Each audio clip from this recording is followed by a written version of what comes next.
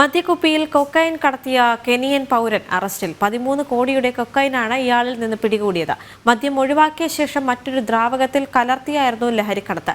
ശരീരത്തിൽ ഒളിപ്പിച്ച് കടത്താൻ ശ്രമിച്ച 200 ഗ്രാം കൊക്കൈൻ ക്യാപ്സ്യൂളുകളും പിടികൂടി. വിവരങ്ങളുമായി കിരൺ കുമാർ ചേരുകയാണ്. കിരൺ, എന്തൊക്കെയാണ് വിവരങ്ങൾ?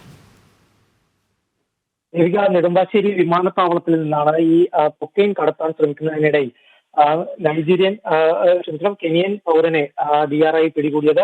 ഇയാളിൽ നിന്ന് 13 കോടി രൂപയുടെ വിലമതിക്കുന്ന കൊക്കൈനാണ് പിടികൂടിയിരിക്കുന്നത്. മദ്യക്കുപ്പിയിൽ ഒളിപ്പിച്ച നിലയിലായിരുന്നു ഈ കൊക്കൈൻ ഉണ്ടായിരുന്നത്. മദ്യക്കുപ്പിയിൽ മാത്രം 1100 ഗ്രാം കൊക്കൈൻ ഉണ്ടായിരുന്നു. കൂടാതെ ഇയാളുടെ ശരീരത്തിൽ പല ഭാഗങ്ങളിൽ കാപ്സ്യൂൾ രൂപത്തിൽ ഒളിപ്പിച്ച 200 ഗ്രാം കൊക്കൈനും പിടികൂടിയിട്ടുണ്ട്. കെനിയൻ പൗരനായിട്ടുള്ള ജംഗ ഫിലിപ്പ് ജോറോവ് എന്ന വ്യക്തിയാണ് DRI പിടികൂടിയിരിക്കുന്നത്. ഇയാളെ DRI കൂടുതൽ ചോദ്യം ചെയ്തു വരികയാണ്. കിരൺ കുമാർ വിവരങ്ങൾ പങ്കുവച്ചു.